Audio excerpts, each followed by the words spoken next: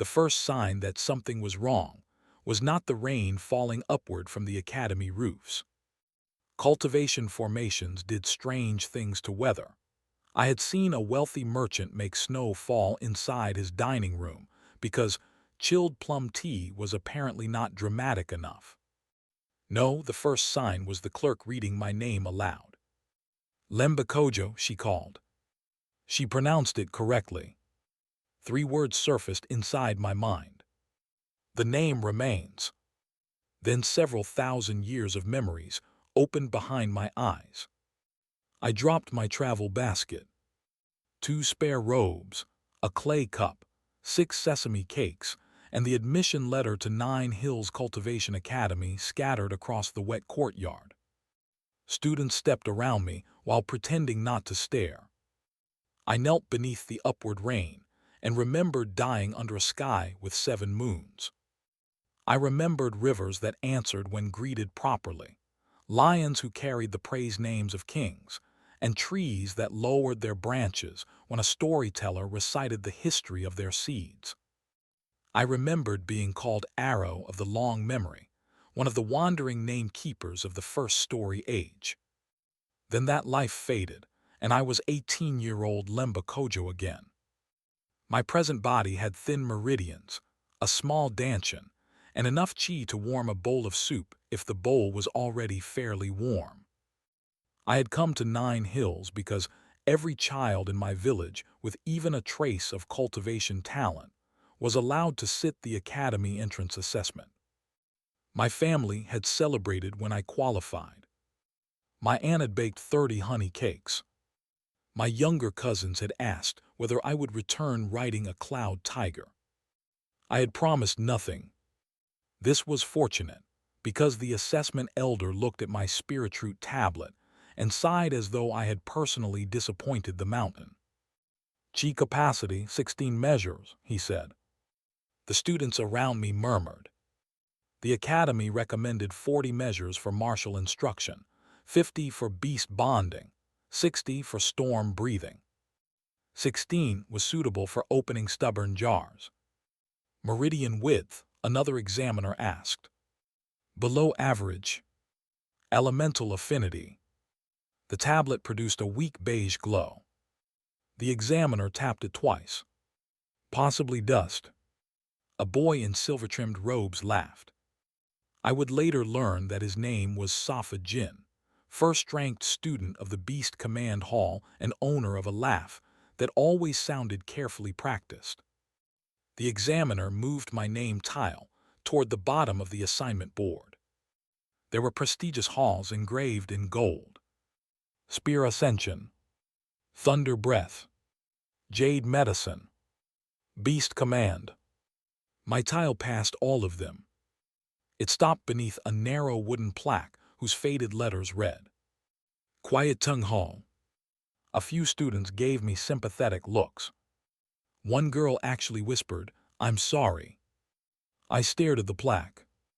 Quiet Tongue Hall taught name cultivation and story recitation. In the present age, cultivators considered it an ornamental discipline. Students memorized praise names for rivers, animals, trees, tools, and honored ancestors. They performed at ceremonies, recorded lineages, and helped write formal introductions for important guests. Useful in the same way that decorative curtains were useful. The academy guide handed me a gray sash. Name students usually assist the archives, he said kindly. Sometimes they announce tournament competitors. Behind his words, an older memory stirred. A leopard turning its head when I spoke the name its mother had given it. A wounded river changing course to avoid a village. A frightened child standing straight because someone reminded him that his ancestors had survived worse mornings. Names had not once been decorations. Names had been paths. Chi followed meaning before it followed force. I tied the gray sash around my waist. Safa Jin passed me on his way toward Beast Command Hall, carrying a polished copper whistle and 3 expensive spirit bonding rings. Quiet tongue, he said. At least no one will ask you to do anything dangerous. I certainly hope not, I replied. I have only just arrived. He seemed disappointed that I was not embarrassed. I collected my sesame cakes from the courtyard stones. The upward rain had kept them dry. Nine Hills Academy was already proving more considerate than most people. Quiet Tongue Hall stood behind the main library, between a moss garden and a storage shed filled with broken practice dummies. That placement explained a great deal about its reputation. The hall itself was older than the rest of the academy. Its walls were made of dark wood polished by generations of sleeves. Small bronze bells hung beneath the roof, but none rang in the wind. Inside, 9 students sat at low desks. 9. Spear Ascension Hall had 412. Our instructor was Tutor Myram Varro, a narrow woman with silver coils in her hair and ink stains on both thumbs. She wore 3 sweaters beneath her teaching robe, though the room was warm. She looked at my gray sash, then at my face. Another one sent by the assessment board. Yes, tutor. Can you read? Yes. Can you listen? I believe so. Students who believe they can listen are usually the worst at it. She pointed to an empty desk. I said. The first lesson concerned the 12 ceremonial names of Mount Iroko. Tutor Myram recited them in a dry, steady voice, while we copied them into our notebooks. Mountain that wears the morning. Stone back of the western wind. Keeper of 7 springs. Old father beneath the clouds. The names sounded beautiful, but Tutor Myram treated them like items in an inventory. Memorize all 12 by tomorrow, she said. During formal ceremonies, misnaming the mountain is considered disrespectful. A student raised his hand. What happens if we use the wrong name? The ceremony coordinator scolds us. That answer produced exactly the level of excitement one might expect. I lowered my brush. When Tutor Myram had spoken Keeper of 7 Springs asterisk, the chi in the room had shifted. Barely. A thread no thicker than hair had moved from the floorboards toward the north wall. No one else reacted. I waited until the lesson ended. Tutor, are there springs beneath this hall? She paused while collecting scrolls. There are water channels beneath most of the old academy buildings. 7 channels. Her eyes narrowed. Why? The floor chi moved when you recited the 3rd name. 2 nearby students stopped packing their bags. Tutor Myram studied me for several breaths. Then she repeated the name. Keeper of 7 springs. Nothing happened. She frowned. I remembered something from the first story age. Names were not commands. A name spoken without attention was only noise. May I try? She handed me the practice scroll. I closed my eyes. I pictured a mountain holding water inside its stone body through 10,000 summers. I thought of hidden springs feeding roots, kitchens, baths, gardens, and the old pipes beneath our feet. Then I said, Keeper of 7 springs. A soft knock sounded beneath the floor. One of the bronze bells under the roof rang once. Everyone stared upward. Tutor Myram looked offended, although I suspected the true emotion was surprise. That bell has not rung in 23 years, she said. Perhaps it was waiting to be introduced properly. A student near the window laughed. Tutor Myram did not. She crossed the hall, opened a cabinet, and removed an older version of the mountain scroll. Its edges had been patched with cloth. Again, she ordered. I repeated the name. The bell rang once more. This time, a line of cool chi moved through my narrow meridians. It entered gently, following the shape of the words instead of forcing its way through. My dantian held it for 3 breaths. Then 5. Then 7. It was not much power. Safa Jin could probably gather more chi while tying his shoes. but my body had not strained. My meridians had not burned. The chi had moved because it understood where it was going. Tutor Mayerm closed the cabinet. Everyone else may leave. The class departed slowly, glancing back at me. When the door shut, Tutor Mayerm placed both ink-stained hands on my desk. Who taught you resonance recitation? No one in this life. That is not an answer. It is the only honest answer I have. Her gaze sharpened. I considered telling her about 7 moons, speaking rivers, and the life I had remembered in the courtyard. Instead, I said, I think the praise names used to carry more than ceremonial meaning. Tutor Mayerm was silent for so long that one of the roof bells creaked. Many scholars have thought the same, she said at last. Most wasted their careers proving nothing. That sounds discouraging. It is intended to. She gave me the patched scroll. Still, if you are determined to waste your career, you should at least begin with the original pronunciation. My first friend found me in the cafeteria because I was eating alone and had accidentally taken enough pepper sauce to frighten a fire cultivator. Her name was Pema Sorai. She was broad-shouldered, cheerful, and wore the green sash of Beast Care Hall. Beast Care was less prestigious than Beast Command, but considerably more respected than Quiet Tongue. Pema placed a bowl of yam stew across from me. You're the student who rang the dead bell. I did not know it was dead. It hasn't rung since before I was born. Then perhaps it was resting. She grinned. I like you. Pema volunteered in the Academy's lower beast courtyards. She could identify 30 kinds of spirit feed by smell and knew exactly where to scratch a horned lizard to stop it biting. Her problem was that she could not form domination bonds. Beast Command students projected chi into an animal spirit and established control. The stronger the cultivator, the more powerful the beast they could command.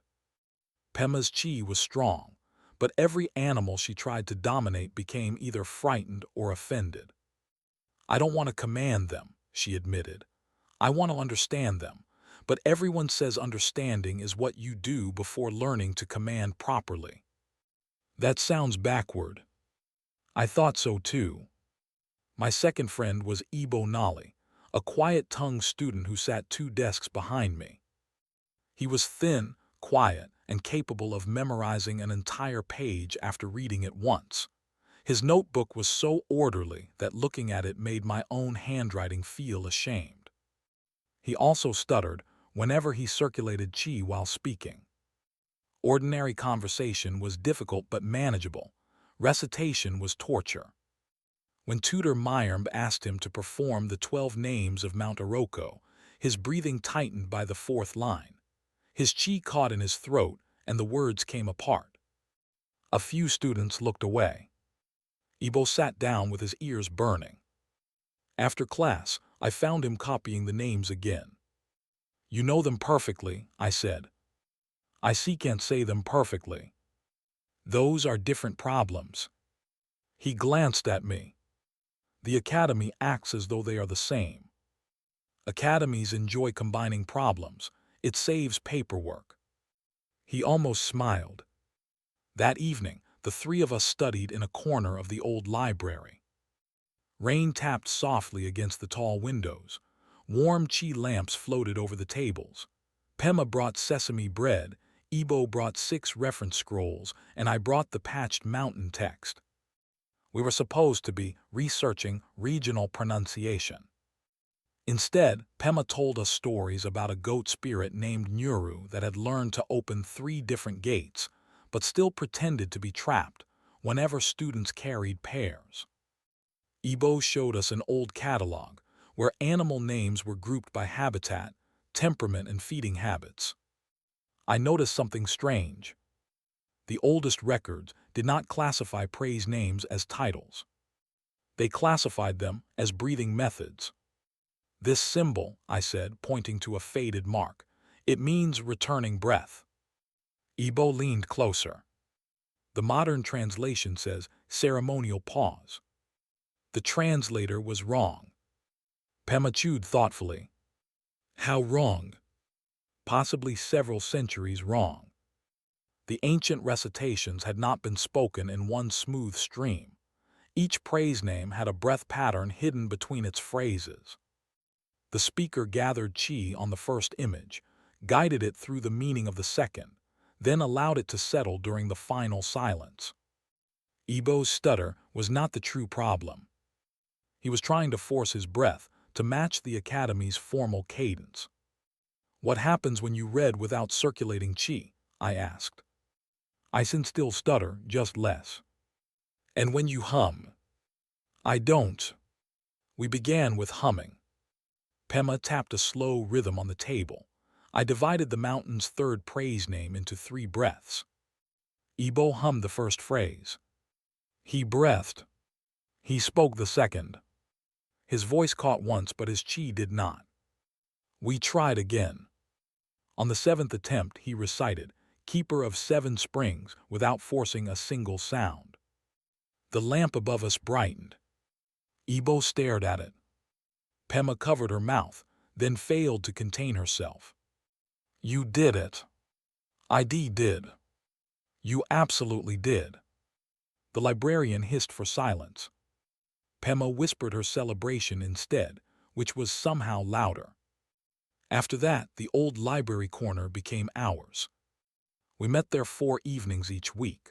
We shared tea, bread, notes, and whatever small failures the Academy had provided that day. I had remembered a world in which names shaped chi. But sitting beneath the warm lamps with Pema and Ibo, I began to remember something more important.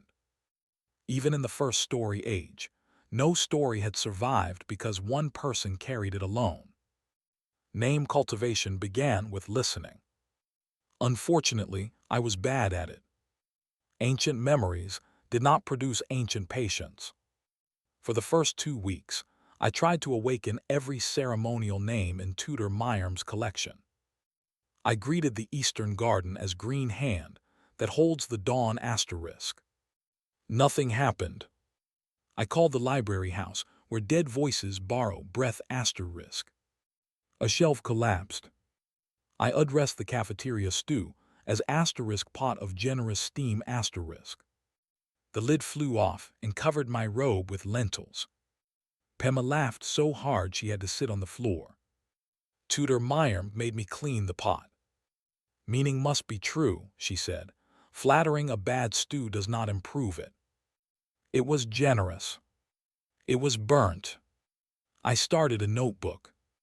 On the first page I wrote, a name is not what we want a thing to be. It is what we have, listned long enough to recognize. My progress became slower after that, which meant it became real.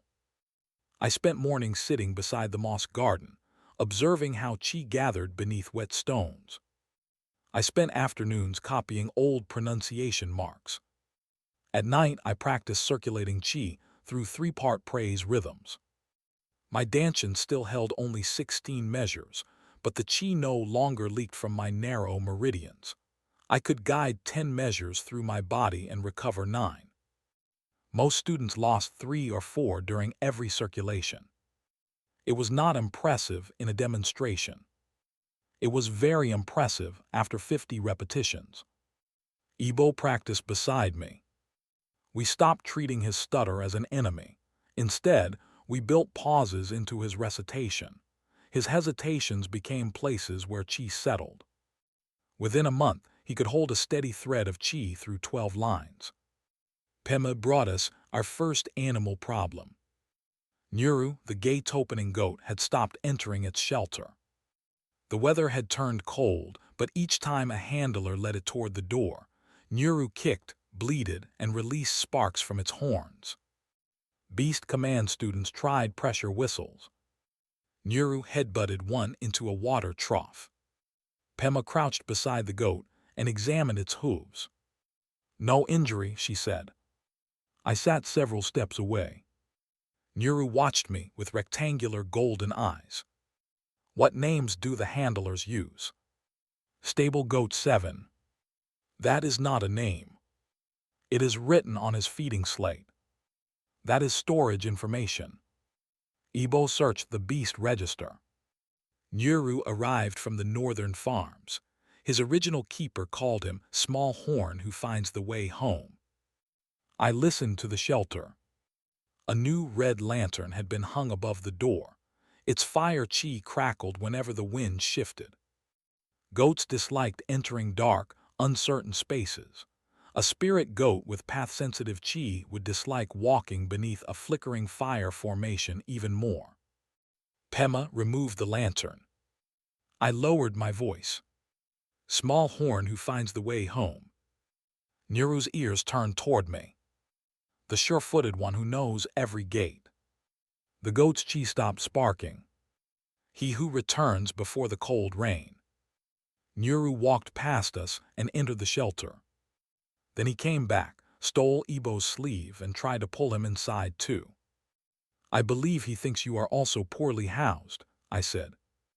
Ibo laughed so suddenly that the goat released him. Word of the incident spread. Most students said Pema had solved it by moving the lantern. They were partly right. Names were not substitutes for observation. They were the final bridge between observation and chi. A week later, Kweku Bansa approached us. Kweku studied spear ascension. He was tall, polite, and had the exhausted expression of someone who had been corrected by 6 instructors in one afternoon.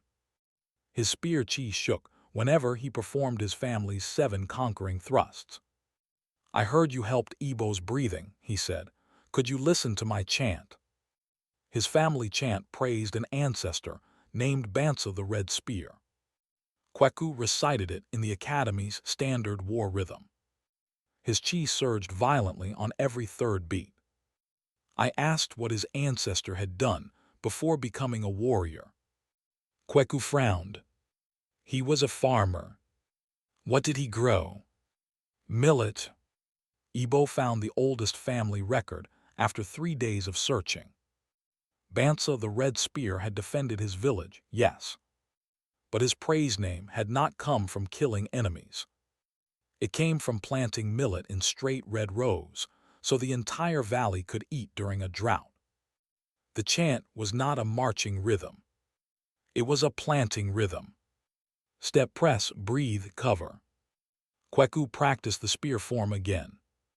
His thrusts became slower, then smoother. By the 20th repetition, the shaking stopped. He stared at the steady red chi along the spearhead. My family has performed this incorrectly for 80 years. Only at the academy, Ibo said. Your oldest records preserved it. Kweku looked at us, then bowed. After that, he began bringing fried plantain to our library table. This was how he became our third friend. Not through destiny, blood oaths, or a dramatic rescue. Through rhythm, research, and excellent snacks. The beast courtyard problem began with a young hyena spirit named Duma. Duma arrived in a reinforced wagon during the first cold month. He was smaller than I expected, with smoky gray fur, oversized ears, and a dark stripe running down his back. His spirit core was only at the 2nd stage, but fear made his chi pulse hard enough to rattle the courtyard gates. He had been found alone near an abandoned shrine. No one knew his lineage. No one knew his original keeper. The Beast Command Hall classified him as a low-grade scavenger spirit. Duma refused meat from human hands. He slept only beneath the feeding platform. Whenever someone used a command whistle, he laughed in short, terrified bursts and slammed himself against the nearest wall. Pema hated watching it. He isn't disobedient, she said. He's frightened. The senior handlers disagreed. Fear and disobedience produce the same result, one said. The correct response is firmer control. That response produced 3 broken feeding bowls, a torn sleeve, and a hyena hiding beneath the rain channel. The timing was unfortunate. Nine Hills Academy held its annual Beast Courtyard inspection in 6 weeks. Inspectors from 3 cultivation houses would examine the health, training, formations, records, and handling standards of every academy spirit beast. The prestigious halls treated the inspection like a tournament. Quiet Tongue Hall had a different concern. Our building stood on land officially assigned to the beast complex. If our enrollment remained below 12 students and we could not demonstrate practical value, the Academy Council intended to convert our hall into feed storage. Tutor Myrmb announced this while serving us bitter root tea. No one drank. Could they really close the hall? Ebo asked. They would preserve the ceremonial curriculum in the library. That means yes, I said. It means they will keep the scrolls and remove the people, Tutor Myrmb replied. Pema slapped both palms on the desk. Help with the inspection. Tutor Myrmb raised an eyebrow. We are not animal handlers. You know animal praise names. We know ceremonial animal praise names. Then find out whether they were once something more. Tutor Myrmb looked at me. I was beginning to dislike how often people did that when an unreasonable idea entered the room. We might help with record identification, I said carefully. Pema pointed toward the beast courtyard. Duma needs someone who won't treat him like a disobedient chair. Ebo had already opened his notebook. What do we know about where he was found? Very little, Pema said. The shrine had collapsed. The transport record names the region but not the village. Kweku rested his practice spear beside the wall. My family traveled through that region. There are old hyena stories in the southern valleys. Tutor Myrmb rubbed the ink stain on her thumb.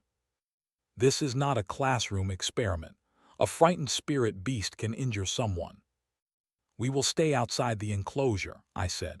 We will observe, research, and do nothing without permission.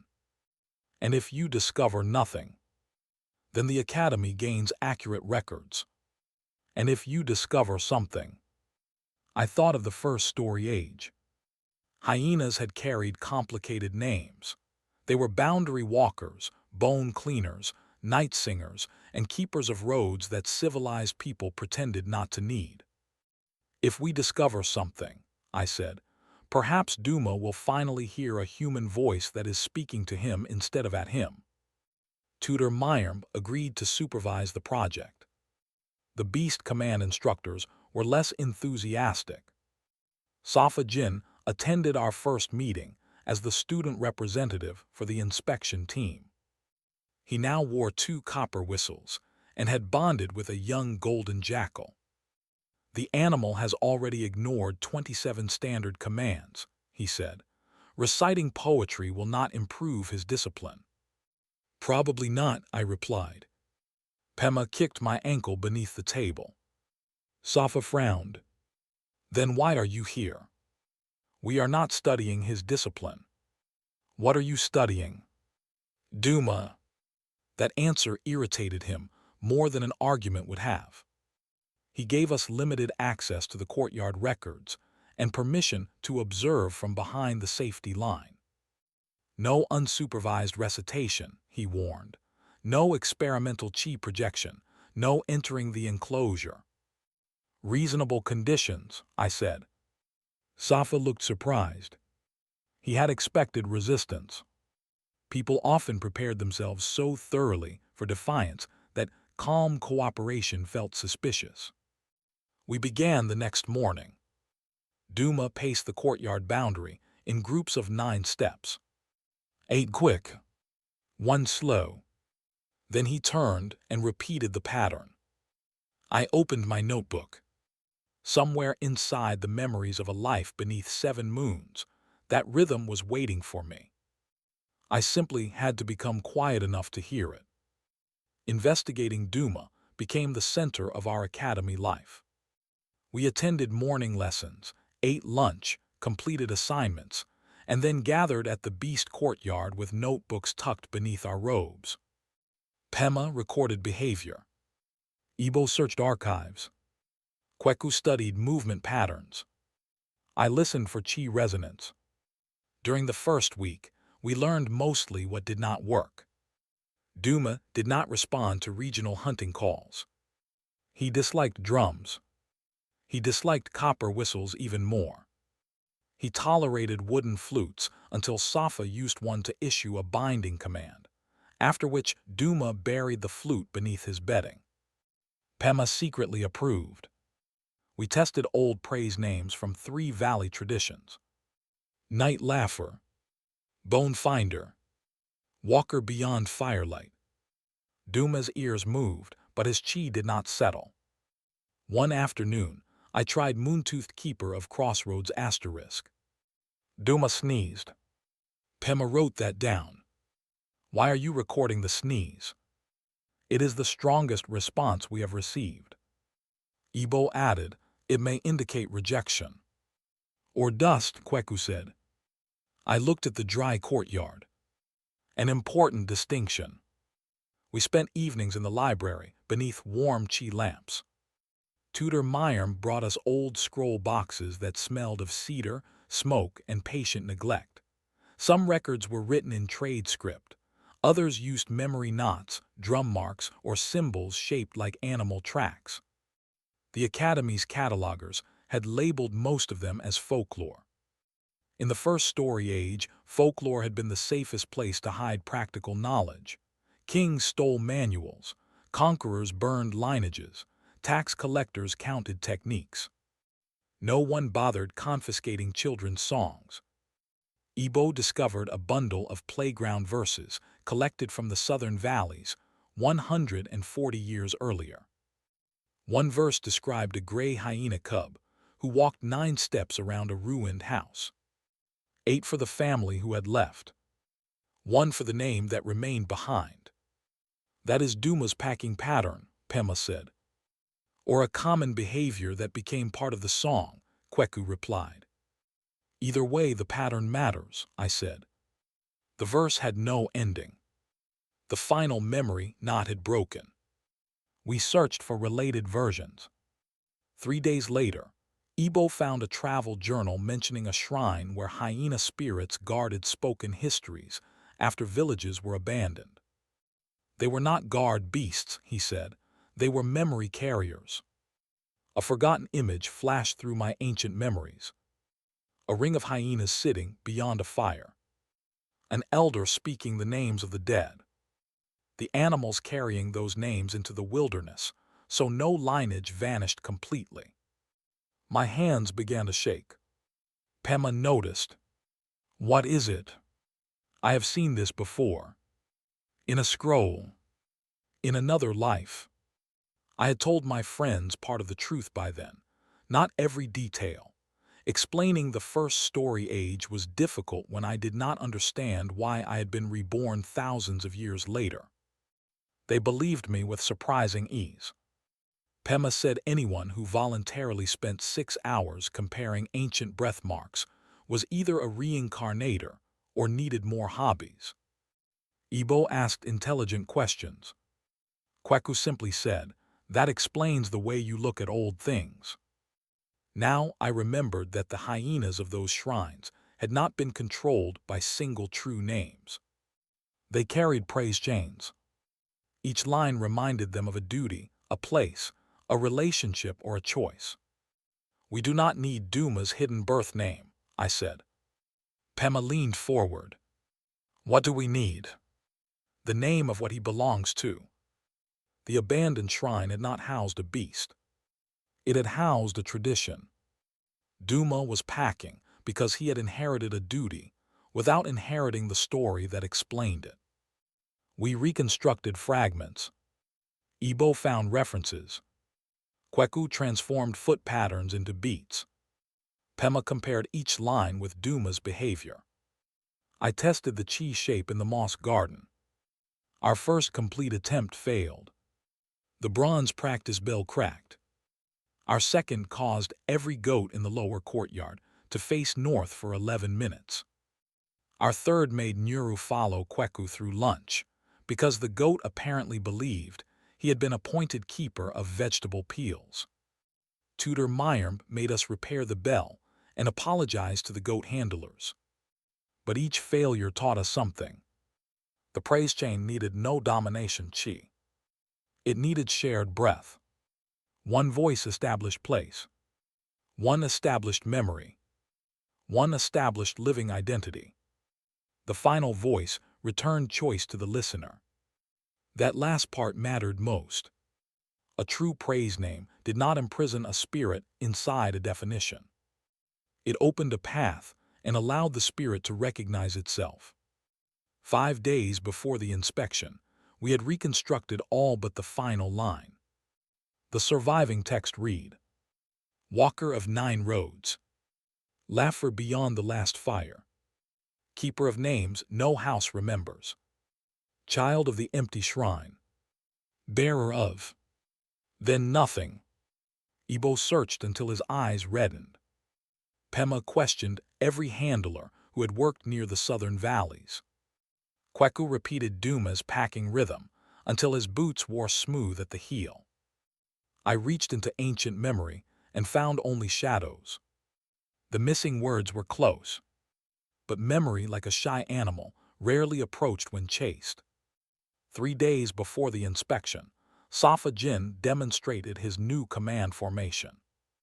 It used 6 silver posts, 12 copper bells, and enough polished spirit crystal to fund Quiet Tongue Hall for 2 years.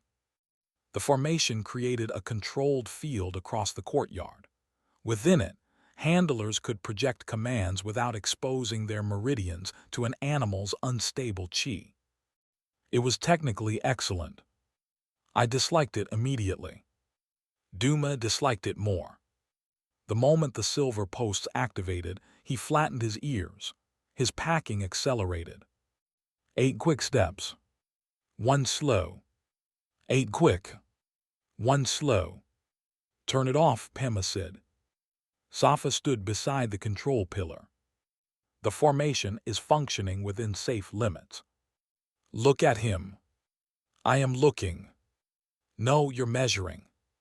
Safa's jaw tightened. Pema had a gift for speaking directly to the center of a problem. I studied the silver posts. Each one carried a suppression inscription. Together they pressed the courtyard's chi inward, preventing sudden surges. For a trained beast, the pressure might feel calming. For Duma, whose inherited instinct told him to carry memories across boundaries, it made every direction feel closed. He thinks the roads are disappearing, I said. Safa glanced at me. He is an animal. He is a spirit animal. Which is why trained commands are required. Duma threw himself against the far barrier. The formation shook. Pema stepped toward the control pillar. Safa blocked her. The inspection is in 3 days. We cannot abandon the only method that restrains him. It is causing the panic. It is revealing the panic. Those are not the same. The senior beast command instructor arrived before the argument worsened. He ordered the formation deactivated, but only temporarily. During the inspection, Duma would be displayed inside the silver post field. Safa's team would demonstrate containment and basic command response. Quiet Tongue Hall would be allowed 5 minutes to present our historical findings afterward. 5 minutes. After Duma had been confined, pressured, and commanded before a crowded audience. Tutor Mayerm requested a schedule change. The inspection committee refused. We work with the time we are given, she told us that evening. Rain struck the library windows. Our tea had gone cold. We still do not have the final line, Ibo said. Kweku tapped Duma's rhythm against the table.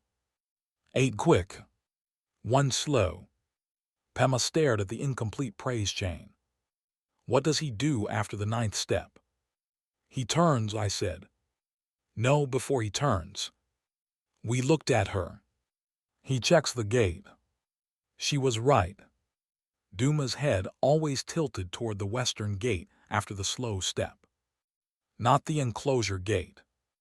The outer gate leading toward the academy road. He is not counting what was lost, Ibo said softly. He is checking whether anything has returned, I replied. An ancient scene opened inside me. A village emptied by drought. A hyena remaining at the boundary shrine. Night after night, it carried the villagers, praised names along the old roads. Not because the home still stood. Because one day, descendants might return and need to know who had lived there. The missing final line came back. Not as text. As a voice beside a fire. Bearer of the road that waits. The chi lamp above us flickered. Kweku stopped tapping. Ibo wrote the line carefully. Pema smiled, but her eyes were wet. He isn't guarding an empty place, she said. He is keeping the way back open, I answered. We practiced the full praise chain in quiet tongue hall. Ibo spoke the lines of place. Kweku provided the 9-step grounding rhythm with the base of his spear.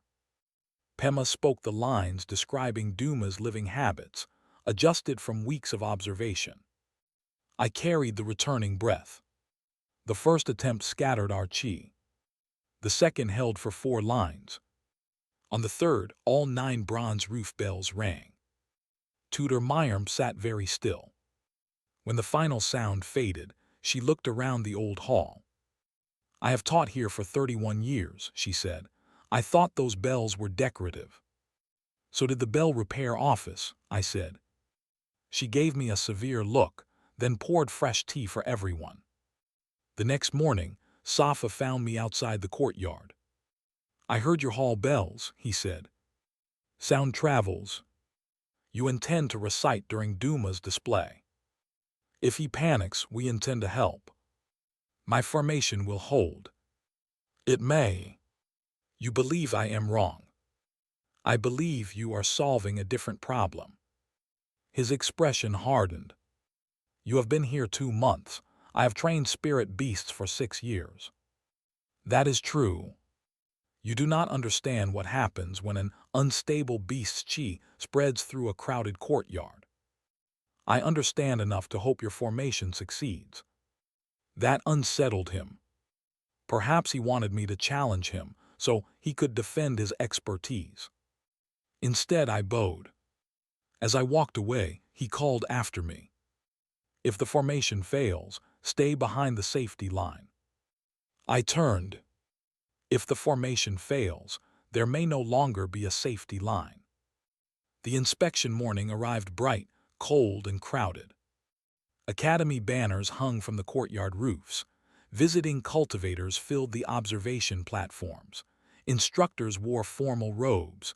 Students polished equipment that had already been polished twice. Quiet tongue hall stood together near the western wall.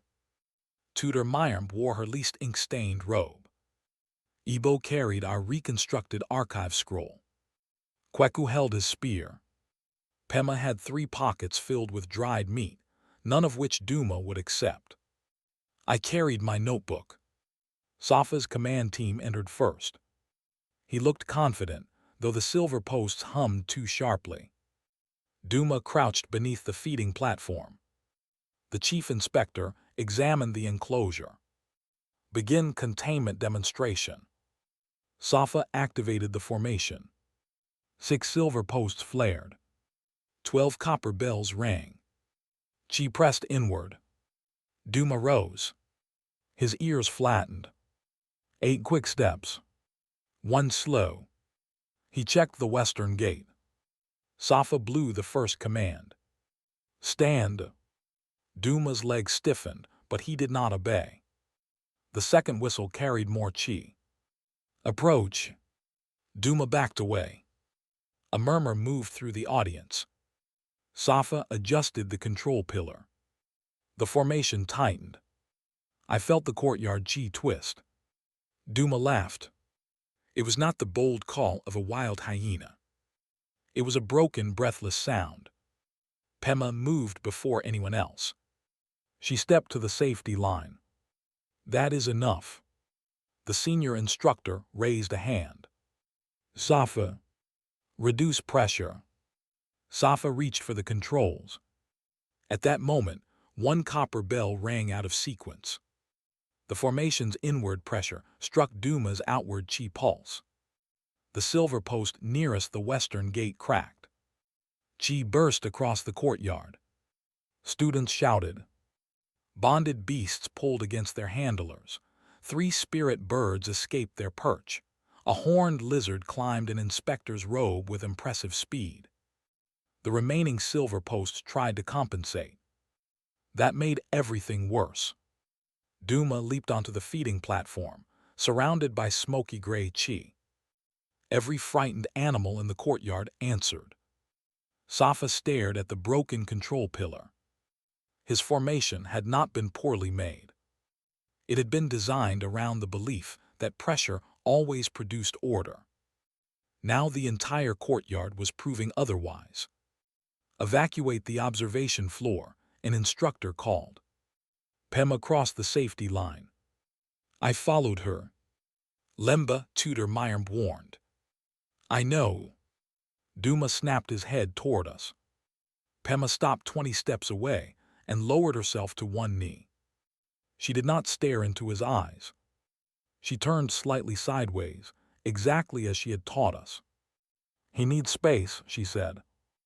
Kweku entered behind us and drove the base of his spear gently into the earth.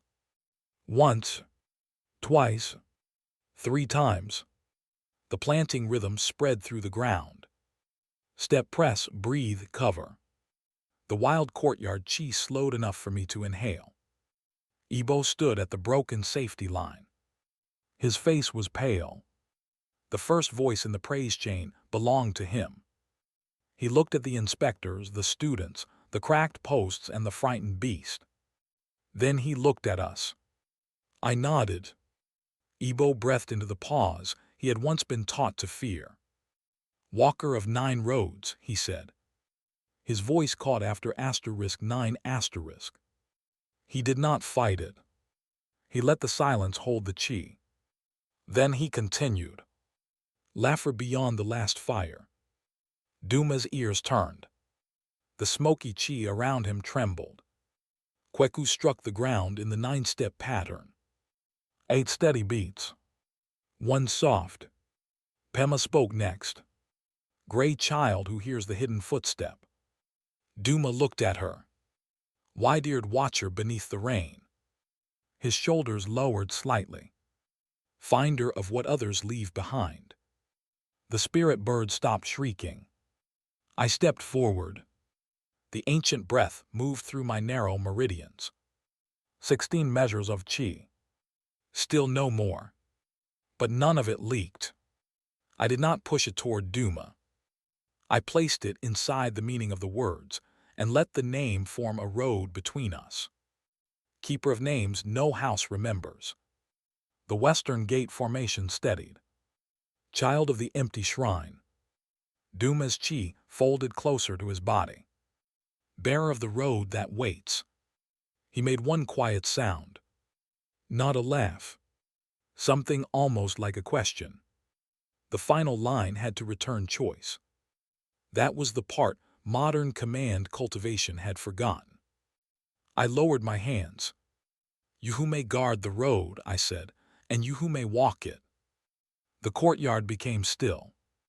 Duma stepped down from the feeding platform. He crossed the broken formation. No command held him. No binding ring forced him. He walked to the western gate, touched his nose to the wood, then turned back. 9 steps. He stopped in front of Pema. She placed 1 piece of dried meat on the ground. Duma sniffed it. Then he ate from her hand. The courtyard chi settled all at once. The escaped spirit birds returned to their perch. The horned lizard climbed down from the inspector with considerably less urgency. Behind us, 1 person began clapping. It was Tutor Myerm. The applause spread slowly. Not like thunder. Like rain beginning across a wide roof. Safa stood beside his broken formation, watching Duma lean against Pema's knee. He looked neither furious nor humiliated. He looked thoughtful. That was better. The inspection continued after a very long pause. The Beast Command Hall received high marks for equipment design and an official recommendation to revise its containment philosophy. Quiet Tongue Hall received something no one had prepared a category for. The inspectors called it Historical Resonance-Assisted Beast Stabilization. Tutor Mayerm called that phrase 7 words trying to hide from one simple idea. The Academy Council postponed our hall closure indefinitely. Then, after reviewing Ibo's archive evidence, Pema's behavior records, Kweku's rhythm charts, and my chi notes, they approved 12 new elective places for the next term. Our building would remain a hall instead of becoming feed storage. They even repaired the roof. Mostly. One leak remained above Tutor Mayerm's desk, but she claimed it encouraged concise paperwork. Pema was offered a junior position in the lower Beast Courtyard. Her official title was Assistant Spirit Welfare Observer. Safa recommended her. When she asked why, he said, "You notice the animal before you notice the technique." For Safa, this was nearly poetry. He visited Quiet Tongue Hall 2 weeks later. He stood beneath the bronze bells with his golden jackal beside him. "I want to learn its praise name," he said. Tutor Mayerm looked over her spectacles. "Why?" "I know the command assigned by the breeder. I know the bond designation in the Academy records. I do not know what the jackal recognizes about itself." The jackal sat on his boot. Tutor Mayerm assigned him 40 pages of reading. He accepted without complaint. Gentle humbling, I discovered, was far more useful than public destruction. A defeated rival guarded his pride. A corrected rival sometimes opened a notebook. Kweku's spear cultivation improved steadily. Once he restored the original planting rhythm, his 7 conquering thrusts became the 7 red furrows again. His family was confused by the change until he returned home for a festival and demonstrated the form in their millet field. The old people recognized it immediately. His grandmother struck 3 uncles with her walking stick for allowing the academy to rename a farming technique. Ibo performed the 12 names of Mount Iroko during the winter ceremony. He stuttered twice. Neither pause disturbed his chi. When he finished, all 9 bells beneath the assembly roof rang. He bowed while 600 students applauded. Later, he admitted that he remembered only the first 3 lines because he had been too frightened to hear the rest. "You still spoke them," I said. "My mouth remembered." "Then your mouth is an excellent student." Duma remained in the lower courtyard. The handlers removed the silver suppression posts. In their place, they painted 9 open paths across the ground and allowed him to choose where he rested. He still disliked whistles. He tolerated flutes. He loved Pema. He also developed a habit of stealing Safa's gloves and hiding them near the western gate. We never discovered whether that behavior carried spiritual meaning. Some mysteries were simply funny. As for me, my cultivation remained modest.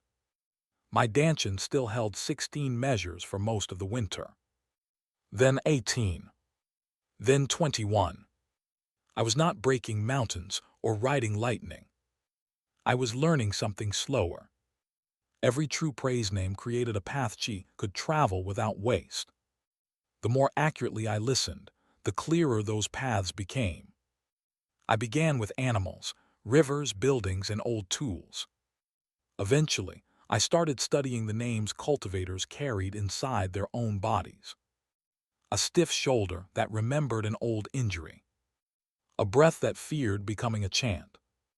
A spear form that had forgotten it was once used to plant food. My memories from the first story age did not hand me power. They handed me questions. My friends helped me answer them. On the final evening before winter break, we gathered in our library corner. Rain touched the windows. Pema brought yam cakes. Kweku brought fried plantain. Ebo brought a new stack of scrolls and pretended this counted as food. Safa arrived late with tea and his jackal. Tutor Mayerm joined us after claiming she was only there to ensure we did not damage Academy property. Duma slept beneath the table with one of Safa's gloves under his paw. I opened my notebook. Its pages were full of breath marks, animal tracks, corrected rhythms, failed experiments, tea stains, and observations written in 4 different hands. At the top of a new page I wrote, "The Quiet Tongue Path First Principle. Do not begin by asking how to control a thing. Begin by asking what it has been trying to tell you." Pema leaned over my shoulder. "That title is too long. It is a first draft. Shorten it." Ebo considered the page. "Listen first." I looked around the table. At the friends who had given my new life its rhythm. At the old hall reflected in the rainy glass. At the warm lamps glowing above a discipline everyone had once mistaken for useless poetry. I crossed out the long sentence. Then I wrote Ebo's version beneath it. In my first life, I had known names powerful enough to guide rivers and calm kings. In this life, I learned why that power mattered. A true name did not force the world to obey. It reminded the world that it had never been meaningless.